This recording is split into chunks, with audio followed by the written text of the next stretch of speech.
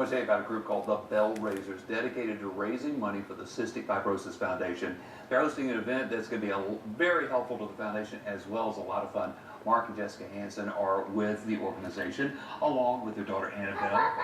Yeah, that's right. That's you. That's you. Man, she got up early this morning with a smile on her face. Good morning. Good morning. That's right. Tell me about the organization and tell me why you're raising money. And she has a lot to do with it, doesn't she? Well, my daughter here, Annabelle, has cystic fibrosis. It's a condition that affects about 30,000 Americans. There's about a 1 in 3,600 chance that your child would be born with this condition. Both parents have to be genetic carriers. We had no idea that we were, and we learned when she was born.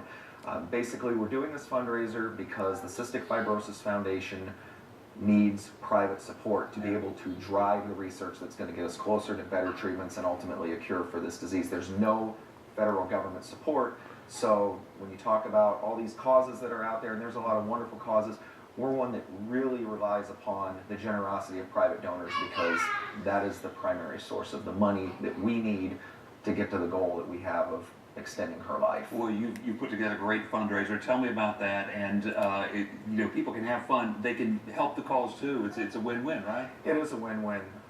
You could be a hero by going out and drinking beer and wine and sampling food with us on November 1st. Brews and Barrels for Belle. It's the first time this has been done here in the Triad, so it's the inaugural event. It's going to be held at the Paul J. Senior Botanical Garden, downtown Kernersville, November 1st from 6 to 10. I say Botanical Garden, we just heard that weather forecast.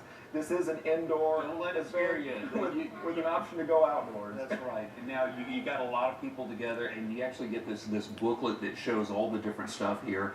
And is it heartening? Number one, you're waiting for people to come to this, but number two, you got a lot of support from a lot of great companies here, didn't you? What moms do. Yes, it's been above and beyond. The number of people that have come out to support us, to help us, it's just amazing how many people will step up to help a good cause. Yeah, and when people come out to this, as you said, you've got a little glass here. You can do your tastings for beer and wine. You got a lot of food too. We have beer, wine, food from local restaurants. We even have a few beers from out of North Carolina. A lot of good North Carolina beers, and I can't plug them all, but I will say we do have one organization. It's the High Point Hops, which is the Observers of Pint Science. This is a group of home brewers that you're not going to be able to get their beer anywhere else unless you know these guys. It's not bottled, so if you want to sample exclusive beers, probably a good idea to come to our event. They obviously felt as strongly as you do about finding some sort of cure for her and for so many other people too. Clearly they did. We're just very fortunate that all these people, again, were willing to step up and help out the cause, because without them, we're not going to be able to extend her life. Right now, the median life expectancy for patients with cystic fibrosis is only 37 years.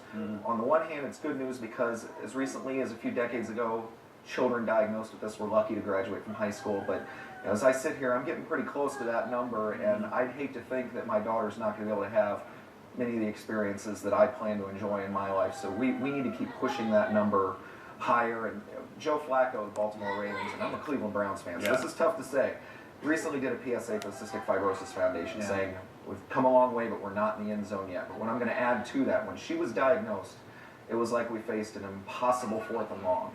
Sitting here today, I really feel like we're looking at 1st and 10 inside the red zone. We're getting very close to a big medical breakthrough, but what we need right now, anybody who's a football fan knows the red zone is one of the toughest places to move the ball. We need to keep moving forward. We need blockers. We need everybody helping us along the way. And eventually, we're going to get to a big medical breakthrough. Mark, thanks so much, and thanks to you as well. And thanks to you, Belle, for coming in. We appreciate you coming in with a smile like that. She will absolutely melt your heart. You know it's worth it. If you'd like to help out, Brews and Barrels for Belle, taking place on the 1st of November. That is next Friday, 6 to 10 at the Paul Senior Botanical Gardens in Kernersville. And as he said, big indoor area, so even if it's chilly, great time to go out and have that date night on Friday, 6 to 10. You can sample beer, wine, food as well. Need more information? You can head to itrulycare.com, or if a Facebook page, do Brews and Barrels for Belle. You can check it out there. We're back in just a moment.